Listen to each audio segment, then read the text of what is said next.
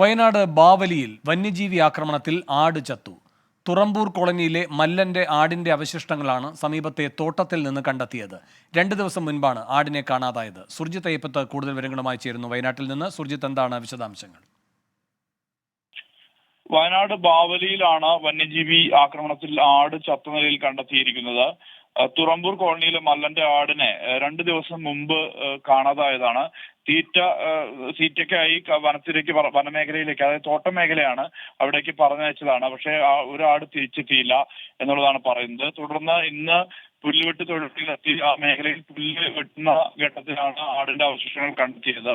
എല്ലും അതോടൊപ്പം തന്നെ തോലുമെല്ലാം തന്നെ അവിടെ നിന്നും കണ്ടെത്തുകയായിരുന്നു. എന്തായാലും ഇതുമായി ബന്ധപ്പെട്ട് വനംവകുപ്പ് ഉദ്യോഗസ്ഥർ വിവരം അറിയിച്ചിട്ടുണ്ട്. ഈ ബാഗേരിയിലടക്കം കടുവാഭീതി നിലനിൽക്കുന്ന സാഹചര്യമുണ്ട്.